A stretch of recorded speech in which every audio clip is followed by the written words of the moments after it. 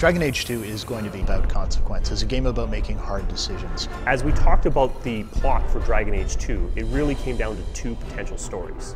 One, which felt a lot like Dragon Age Origins, and the second, which delved into a lot more about the actual lore and history of Dragon Age 2. The second option was the tougher option to tell. But we felt that Dragon Age needed to explore some different directions and some different ways to tell story.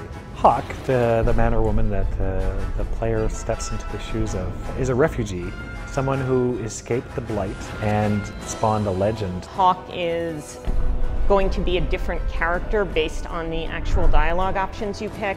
And that was a lot of fun trying to come up with the good guy character who's going to sacrifice himself to do the right thing for others, and the much more aggressive, I'm going to, do whatever it takes kind of character. And of course it wouldn't be Dragon Age without the snarky, sarcastic humor. She fills her days making poisons and cake.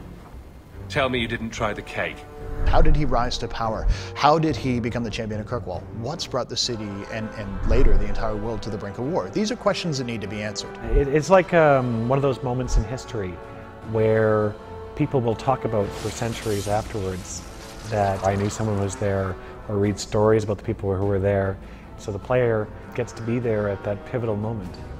So we got together to talk about ways we could do this, the way we could tell a decade worth of history in a single game. And out of those explorations, that's where the frame narrative came from. A story within a story became key. This is a technique you see in The Usual Suspects, you see it in A Princess Bride. It's being told from the perspective of a character named Varric. He's a dwarven rogue storyteller. I've had gentler invitations. Varric knew the player, and he's telling the story to Cassandra, who is a Templar investigator who is trying to figure out what happened. Time to start talking, dwarf. They tell me you're good at it. What he doesn't always tell the truth. Sometimes he begins telling the legend, the story that everybody knows about this character, Hawke, that was larger than life. Bullshit. That's not what really happened. When a book or a movie does a frame narrative, the narrator knows how things are going to turn out. But in a video game, we can't know that, because the way you choose to play is going to affect the narration. And what's so very cool about this is, while we can't really take credit for frame narrative, it's been used for hundreds of years, I think this may be one of the first, the truly interactive frame narratives.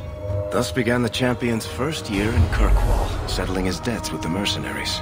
That's when I first met the champion. In Dragon Age Origins, you traveled across the land, but in Dragon Age 2, you're traveling through time. We're focused on a more specific area. You see it over time, you see it evolve, you see it change. This, I think, gives it more depth.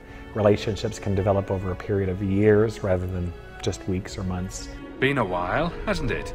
I've been keeping an eye on you.